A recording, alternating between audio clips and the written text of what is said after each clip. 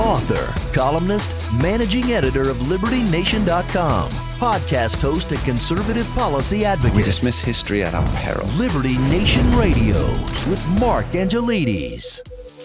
It's Independence Day once more, and perhaps it's time to examine the state of liberty and freedom in the United States. How has it fared under the Biden administration? And much more on this week's edition of Liberty Nation Radio here on the Radio America Network. I'm your host, Mark Angelides, and today we're talking all things independence. It's time to light the barbecue, grab a glass of your favorite celebratory drink, and talk some liberty. Remember, this show is proudly sponsored by LibertyNation.com, where you can access podcasts, breaking news, analysis, and a range of biting and brilliant shows to whet your appetite for freedom and your fondness for the great American Constitution. Independence Day for the United States, but does it and should it represent something grander and far more reaching for the wider world? In an age where freedoms are scuppered and the idea of a liberty-free government control is almost a thing of the past, we ask, what lessons can the world learn from the spirit of American independence? Well, we're fortunate to be joined by longtime host of Liberty Nation Radio and Liberty Nation's senior political analyst, Mr. Tim Donner, to examine just this premise. Welcome back to the show, Tim. Thanks for being here. Happy July 4th, Mark. We you know, some of us in the UK, we do actually celebrate July 4th because it's the spirit of independence. And although obviously we were on the wrong side of that particular scuffle, there are still some of us who believe that liberty trumps all. So Tim, is the spirit of independence alive and well in America today? Well, I think what you do to answer that question is you look for signs. And strangely enough, if you look at what's happening at the southern border, as frightening as that is, as many illegals as have crossed since Joe Biden became president, why are they crossing? Because we're still a beacon of freedom. That's why they're willing to cross the Rio Grande, to put their lives at risk to come to the United States. I mean, and it's sort of a very unconventional bookend to the founding fathers who were willing to put their lives on the line. They knew they'd be executed if the American Revolution was not successful, but they believed strongly enough in it. But I think what we have now, Mark, is we have very different ideas of independence. For the right, independence are the traditional values that we've celebrated every July 4th for the entirety of our lives. To the left, independence pretty much means tearing down what the rest of us believe and replacing it with what? I don't know. But these last 2 years, it's like we're coming out of a hypnosis that progressives placed on us after the George Floyd affair, and we're finally starting to reappreciate our founding values. And I think you can see that in the polling in the run-up to midterm elections. People want restoration, not revolution. Absolutely. It actually reminds me of, I was looking at this quote this morning, so forgive me for not getting it quite right, but it was Ronald Reagan who said that the purpose of government was supposed to be to protect people from each other, and it goes wrong when we try to protect people from themselves. And I think that's really at the heart of liberty. You know, you've got a government that should be as limited as possible in terms of infringing on our lives, but worldwide what we see is more and more effort, especially in the UK, which used to be a bastion of freedom. And it's now it's become the nanny state, where it's trying to protect you from yourself by regulating what you can do with your life. Do you see much nanny statism in the US? Well, we see that everywhere we look. But the difference is here we have that pesky Bill of Rights, which is unique to the American experiment. Absolute freedom of speech, absolute freedom of religion, absolute freedom of the press. I mean, these are revolutionary principles. When they were introduced, there had been nothing like it. Since Greek democracy, it was probably the closest thing we came to it. So these are still revolutionary principles. They're considered conservative values now, but they were absolute rebellion back in the 17th and 18th century. So Yes, independence is live and well, but not half the country, but a significant slice believes independence should be independence from the founding principles. That's the problem that we've got now. And there's no conversation going on. There's no more debate between left and right. It's become tribal. And if anything, it's accelerating rather than decelerating. But a lot of it, I think, is the death pangs of true progressivism, because they threw the kitchen sink at the country the last 2 years with ideas that are antithetical to the founding. And I think we're seeing in polling now how people are reacting to it. Yeah, I think so. It always strikes me that the progressive wing, particularly in American politics, talk about how bad America is, but how good the rest of the world is, and how we should be looking to the rest of the world as something to aspire to. And I can tell you from somebody who is in the rest of the world, it just ain't so. We don't have the unfettered access to free speech. We don't have the freedom of religion. We don't have the freedom of the press. In fact, if you want to own a television in the United Kingdom, you actually have to pay a license fee to the BBC, whether you watch it or not. Even if you never turn that channel on, you still have to pay a license fee, because obviously propaganda doesn't pay for itself, Tim. So why do you think that the ideals of America are so important to world freedom? Well, because the general form of government affirmed by the global community, by the likes of the UN, is democratic socialism, as we see in Europe. Oh, what a wonderful life. Everybody is taxed to death, but they don't have to do anything. The level of innovation, creativity, commerce, outright commerce, is not in the rest of the world. There's no place in the rest of the world where it's like the United States. So the problem is that the model being affirmed by the rest of the world involves some degree of socialism. Now, you could say we've become socialism to some degree, and we have. But what always has distinguished the United States above all else is that we are different than the rest of the world. The standards we set are not the standards that other countries set for themselves. And that's what's made us unique. And it's reflected in the Bill of Rights. Because again, even in a place like France, and I believe in England too, you can be arrested for saying the wrong thing. And yes, that's what the left wants here too. They want hate speech. They want to control speech. And so what we have to overcome here is the need to control the citizenry, which is sort of definitive in most of the rest of the world. Okay, so we talked very briefly here about over the last 2 years. So we're referring to under the presidency of Joe Biden. But of course, this stems from, as you point out, the death of George Floyd. And to a large part as well, it was the restrictions that came in to try and battle the coronavirus pandemic. So this Independence Day, Tim, just a brief scorecard, if you will. How do you judge freedom in America on this Independence Day? In peril.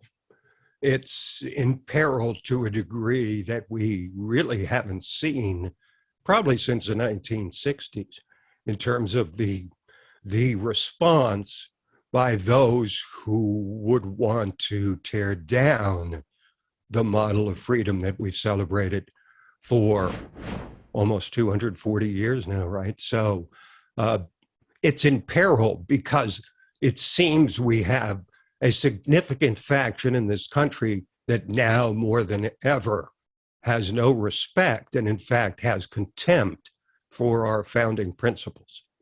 Tim Donner, a very happy Independence Day to you, and I hope independence reigns free for many, many more years. Thank you, Mark. You too. Later in the show, we talk liberty on the latest decisions down from the Supreme Court. But up next, after this short break, just how much is Joe Biden costing your 4th of July barbecue? We dismiss history at our peril. Liberty Nation Radio with Mark Angelides. Do you relish on your 4th of July hamburger? And more importantly, do you relish the cost that comes with it?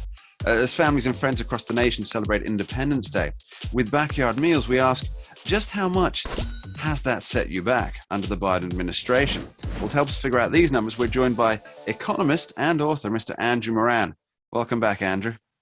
Thank you for having me, and happy Independence Day. Happy Independence Day to you. So this year, how much has the cost per person of the 4th of July barbecue gone up? Or has it gone down? Well, I will say one thing, though, that I compiled all of this data for my look at how much the 4th of July will cost. And the American Farm Bureau, they published their information 6 minutes after I submitted my article to the editors. So I blame them. That is absolutely true. We have the timestamps, and yours, I believe, was more accurate. So, Andrew, how much did it cost? Okay, yeah. So according to the Farm Bureau, it's going to cost 17% more this year than it was in 2021. And if you remember last year, the administration was celebrating because the average person was saving 16 cents on a July 4th cookout. But for my numbers, everything is up. I mean, ground beef is up 14%, bacon is up 16%, chicken's up 28%. So all your favorite goodies on the 4th of July is going to be up considerably, except strawberries. Strawberries are down more than 4% because of good fruit growing conditions and also competitive retail pricing. So good for Wimbledon, not so good for the backyard barbecue. I did see that. Yeah, the prices of the Wimbledon. Saw that. Absolutely. Now, here's the thing, right? So we're talking about a 17% across the board, but it's not just the cost of food, is it? The cost of gas, the cost of fuel to heat your barbecue. If you're traveling to somebody's house to do this, that's also a cost. And I guess those aren't taken into the expenses put together by the Farm Bureau.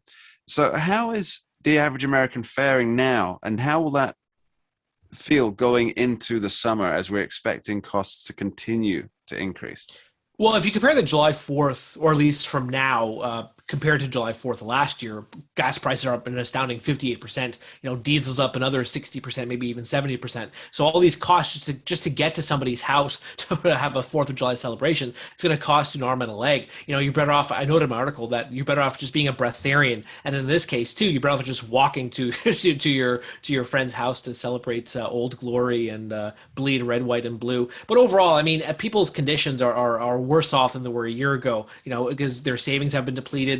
Credit growth is on the rise. The economy is on the brink of recession. Inflation still up across the board. So, it's hard to be happy and jovial on the 4th of July when you have all these economic costs, surrounding you. But is there a light at the end of summer? Well, probably not, because, gas prices are still around $5. You see oil prices are skyrocketing again. They've had, a tremendous rally over the last week. It's up, I think, about 4% after it had that, brief 1 week sell off. So that's not good. What's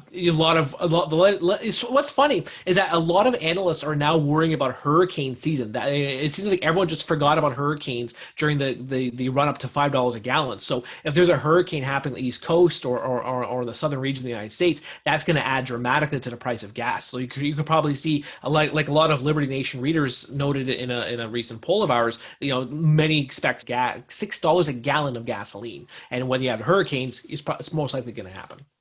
Did you happen to catch President Biden speaking to President Macron, talking about how Macron has already spoken to Saudi Arabia, and they say they're already at maximum output?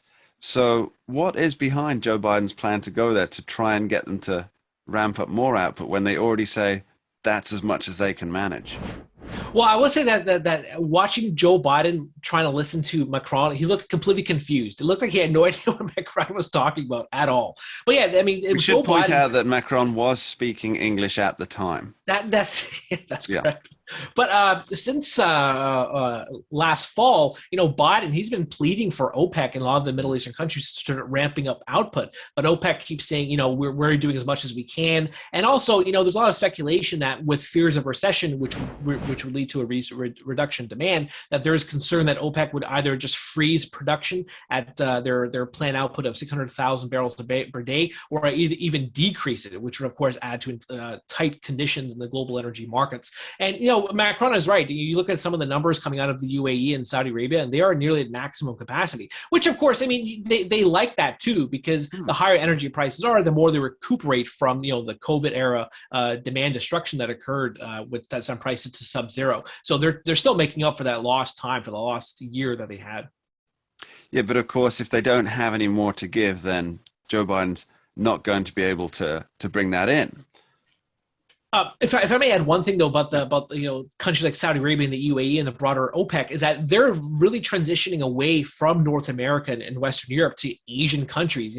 We talked about this a couple of months ago, or I may have discussed it with Scott Kazenza, about how Saudi and China, they're going to have they're considering yuan-denominated settlements of their transactions, and this is part of the broader goal of that region, is that they want to have more Asian trade. And you see also with a lot of Russian energy companies too, or a lot of Russian energy output and exports, it's going a lot to China and a lot of the BRIC nations. So I think that's also a considerable trend to monitor in the coming months and perhaps years.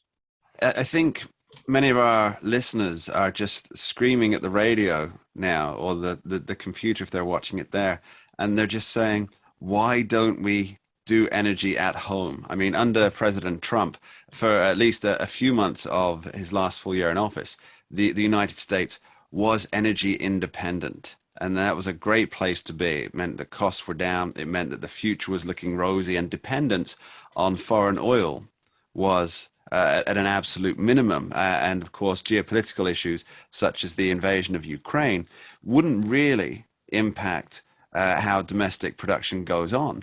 So is it really just because Joe Biden is committed to a green agenda that he refuses to do what all of our listeners know he should be doing right now? Well, I think the answer to that is in the prices, because considering everything that President Biden has done, tapping into strategic petroleum reserves, which are at a 36-year low now because of his actions, getting other countries to pump more, exporting more, everything he's doing is not working. The one thing that most market analysts say, and a lot of energy experts say, is that the U.S. just needs to produce more. And Biden can say 9,000 leases as much as he wants and make all these claims. But the thing is that he needs to reduce the regulatory burden of of the permitting process. He needs to support energy companies if these environmentalists go to court and establish litigation processes. He has to, he has to have more drilling on federal land. There's many things that he could do to mitigate this dramatic increase in prices, but he refuses to do so, hoping that this whole thing is just going to blow over and that OPEC's going to, open the taps, and that the war in Ukraine is going to end. He's just hoping everything is just going to subside so he doesn't have to do anything, while also claiming that he is doing everything in his power to stop this, $120 a barrel oil and $5 gasoline. But the industry is not happy with what he's doing. Everyone with common sense sees that nothing he's doing is working. It's only going to make the country less energy dependent, and the reserves, they're below 500 million barrels. So that's about 25 days worth. So if a real emergency happens, the U.S. won't have enough oil to cover their energy needs. Joe Biden doing everything possible except the one thing that will work. Andrew Moran, thank you ever so much. Thank you for having me. You're listening to Liberty Nation Radio, heard across the Radio America network from our flagship station in the nation's capital, WWRC in Washington, D.C. Now, further down the line, we talk how the government is reacting to the latest SCOTUS decisions. But up next, can Independence Day survive the woke? We dismiss history at our peril. Liberty Nation Radio with Mark Angelides. More than just a holiday, the 4th of July represents something beyond a simple celebration of an historical event. But some are asking, why even bother? It happened so long ago. And of course, what relevance is it to today? Well, we may just have the answer for you from the mouth and mind of former Deputy Undersecretary of Defense Controller, Mr. Dave Patterson. Welcome back to the show, Dave. Thank you, Mark. So, Dave, what, if any, relevance does July 4th have to a generation that can't even seemingly buy a cup of coffee or go to a college class without seeking a safe space to curl up in afterwards? Well, I think the relevance is the fact that it is an enduring document, and the ideals that it puts forth are truths that will last for the ages. I mean, these aren't things that are transient. The ideas that that human beings are granted inalienable rights, and they're granted these rights by their creator, that no one can take them away. And these are important thoughts, and for the first time, they were put together in a single document. Yeah, I think a part of the pushback against it from this generation snowflakes, it's being termed, is that they don't believe that there are inalienable rights, and they don't believe that they're rights from a creator. They believe that, as with race and gender, they're mere societal constructs. How do you respond to that?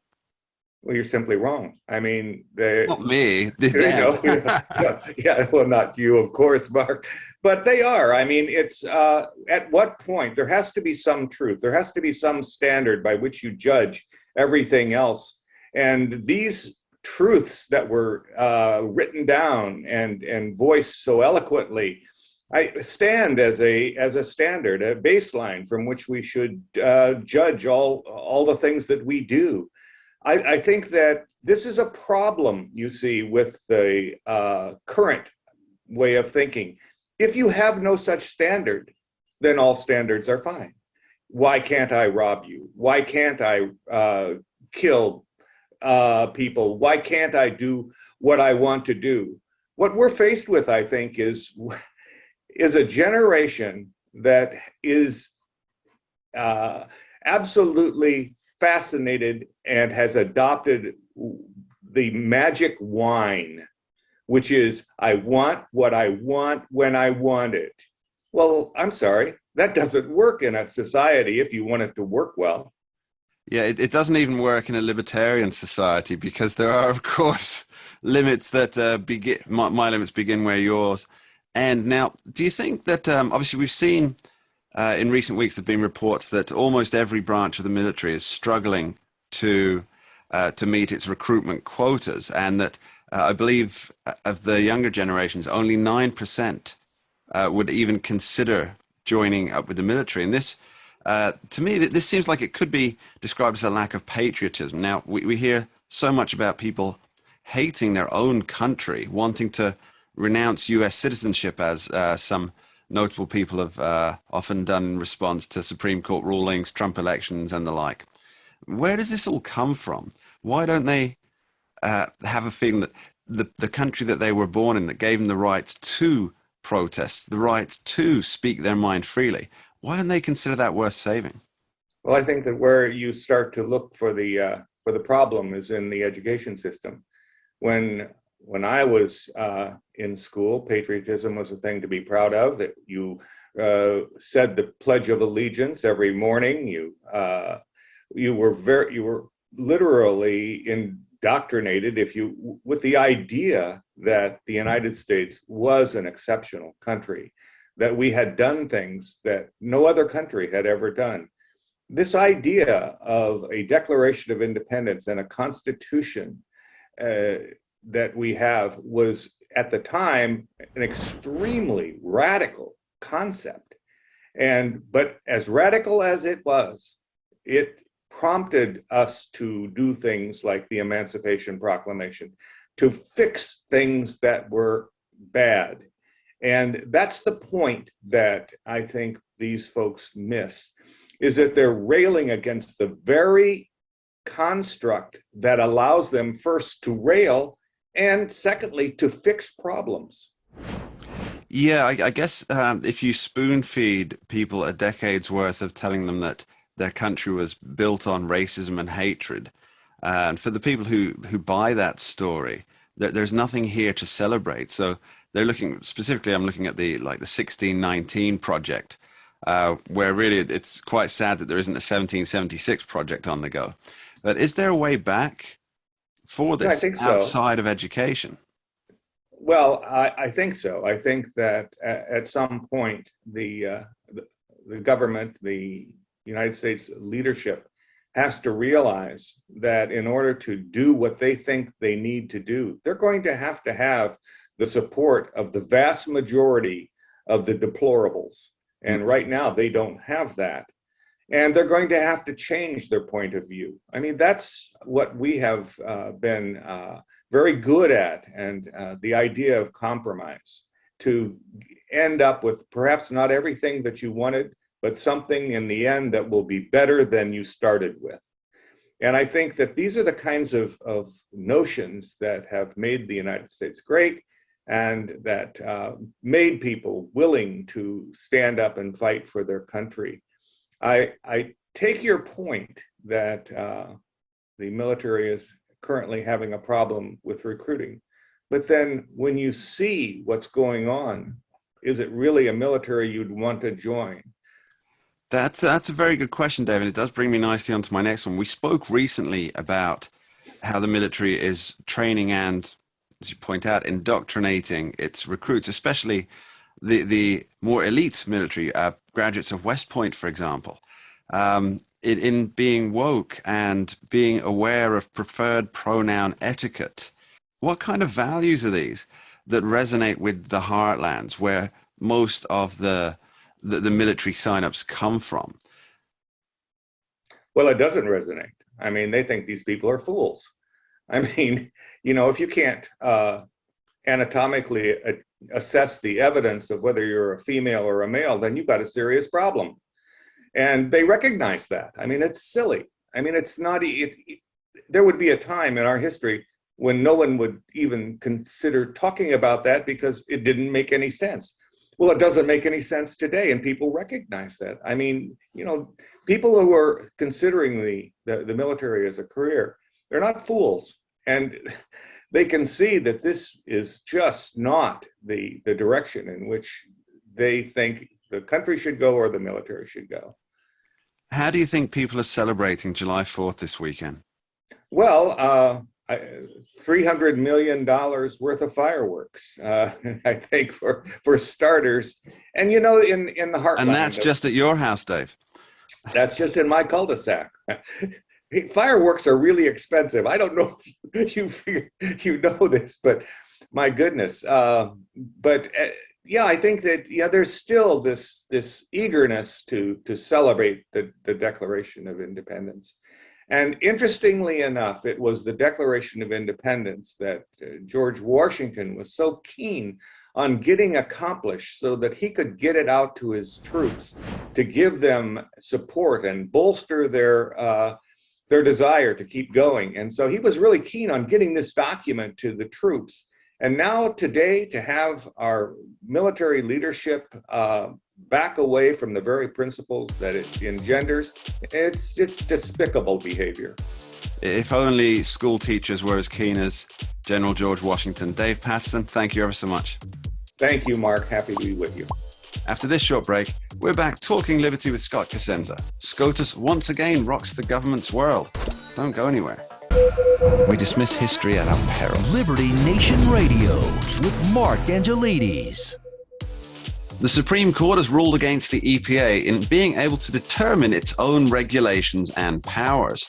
The bigger picture being that federal agencies may be about to face their own bonfire of the vanities. And if that's not a cause for liberty, what else is? Well, we're joined by Scott D. Cosenza, Esquire, host of the excellent Uprising and Liberty Nation's legal affairs editor, to help sort it all through. Scott, thanks for being here.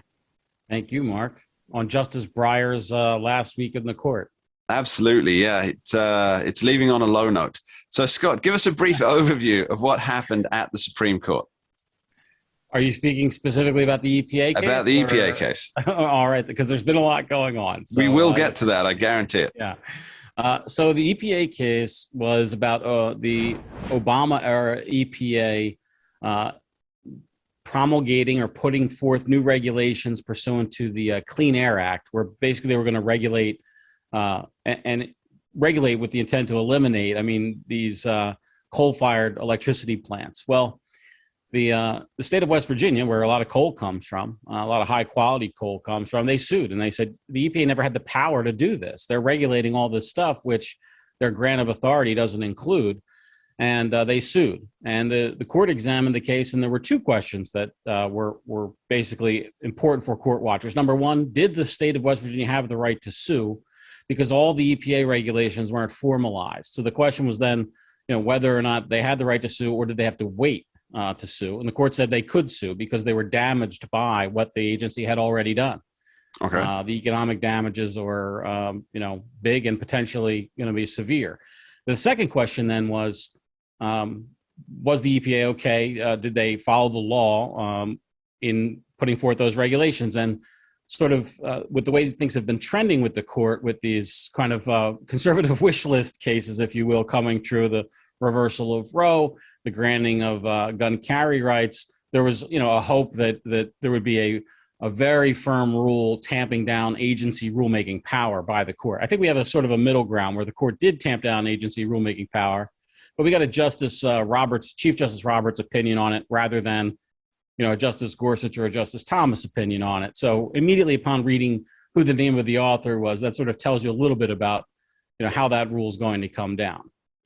Okay, so why is this such a big deal, though? Does it implicate other federal agencies like the ATF, for example, or the BATF, as you prefer to call it, just because it's a lot less cool? Yes, well, it does implicate it, and exactly how we're going to have to wait and see. But this is not the slam dunk, libertarian / conservative victory for limited rulemaking on agency powers. It is a limiting decision. I think it's a win for the conservatives. It's to be sure, but it's not the sort of slam dunk that the Roe case was, or the New York State Rifle and Pistol v. Bruin case was, I think. So essentially, does the ruling mean that any potentially damaging regulations that the EPA decides for itself now can't be decided for itself and have to be applied for and set by Congress? Is that the crux of it? It depends on the rule that the EPA is promulgating and what the authorizing legislation is for that rule. If the authorizing legislation is regulate X, Y, and Z, then they can regulate X, Y, and Z. But if the rulemaking doesn't specify that it can rule against things that affect X, Y, and Z, that's where we now have a little bit more power on the anti-regulation side. Now, I know you hate to speculate, unless, of course, it's in Bitcoin. But what kind of challenges might we see come about because of this ruling? Now, for me, the ATF's a big one that seems to be overbearing in its use of regulatory authority. So what kind of cases might we see coming for other federal agencies? Mark, on the one side, we have infinity, and on the other side, we have 21 million Bitcoin. That's not speculation. It's just a time game, all right? Okay. Well, I think that there has been a lot of kind of talk on the internet.com, if you will, about how this will affect, you mentioned ATF regulations, both with respect to bump stocks and shoulder braces. Those are things that that might be impacted. And here's where this is not speculation. The people on the other side of those regulations, whatever regulations are promulgated by the ATF, they will sue. And now that suit will have to be passed through the lens of this case. So previous to now, there would be other cases that both the district court and the appellate courts, presumably if it gets there, would have to look at to see whether or not the ATF rulemaking, is kosher or not. Now this will be the case. EPA v. West Virginia will be the case that decides whether or not, this is an okay thing. And it'll be a very specific reading of the granting language for the ATF's authority, and then the language of the regulation itself, and an examination of what it impacts. So all those things go into the mix to come out, the other end to see what will be allowed. Now, I'll just say, I favor lesser regulations rather than more in almost all areas, and certainly in the area of firearm regulation. And I would prefer it if they would have fewer regulations, but I can't say with confidence that this ruling will mean that it is. I would say that we're better off than we were. The people who favor fewer regulations, we're better off today than we were yesterday. But also, it's a little bit of a disappointment that the court didn't go further. Okay, so do we expect a particularly large swath of lawfare to be taking place over the next 6 months or so? A full employment act for lawyers, as you might point out. Absolutely. Yeah, certainly. Anytime the Supreme Court announces a standard, particularly a new standard, then so much of what has come before may now be measured up to that standard. And if you think about the cost of these things, the cost to hire a lawyer for an individual person, to go and sue over a Supreme Court case is it exceeds probably anybody's grasp, really. But for an industry or a large company, it's a pittance compared to the cost of meeting some of these regulations. So yes is the answer to your question. I expect to see the courts stacked and packed full of cases regarding this and some of their other decisions. Now, Scott, I was hugely entertained by one of the first reactions I saw to this Supreme Court opinion. It was from Representative Alexandria Ocasio-Cortez from New York. And she wrote on Twitter almost immediately, and I quote, "Catastrophic. A filibuster carve-out is not enough. We need to reform or do away with the whole thing for the sake of the planet." End quote. Now, I presume do away with the whole thing. She's talking about the Supreme Court. But is this the worst political take that we're likely to hear? Yes, because it's from a sitting member of Congress, by the way, who is Yes. part of the whole system, doesn't offer any kind of a, actual plan going forward and how to organize. In other words, it's not even meant to be taken seriously. And if it wasn't by the beautiful Boricua from New York, I don't think we would. Yeah, it just strikes me as strange. She doesn't seem to realize that doing away with the court, well, maybe perhaps the supporters don't realize that doing away with the court would mean that the only branches of government left are Congress and the executive, and then there's nobody to require. It would check. require.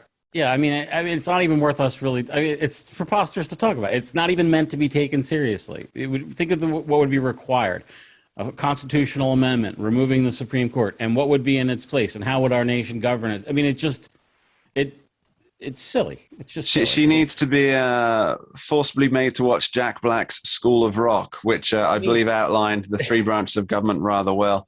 Now, she Scott, she needs to have like a Twitter, like somebody come and slap the phone out of her hand as she's about to tweet in this kind of a state, because it's just not good.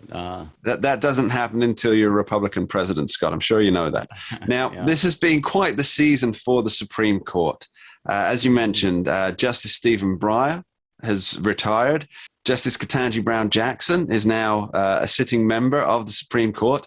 Clarence Thomas waited 30 years to make his groove public. What are some of the highlights and the lowlights of this epic Supreme Court season?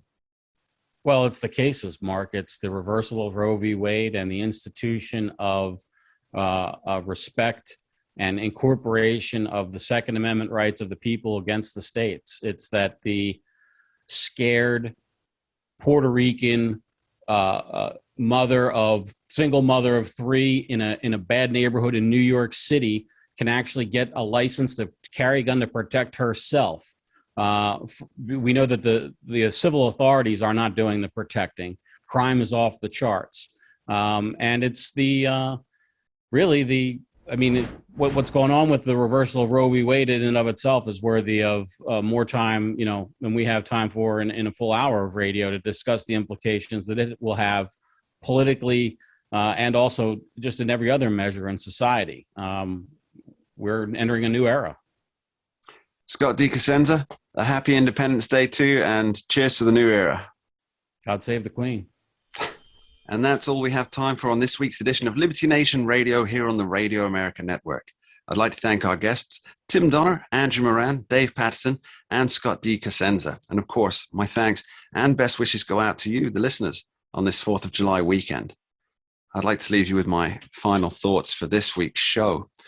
Although it may seem that rights and freedoms have become fleeting or endangered things, know that this usurpation of the liberty that we hold dear is merely a temporary thing. Yes, as President Ronald Reagan once said, freedom is never more than one generation away from extinction.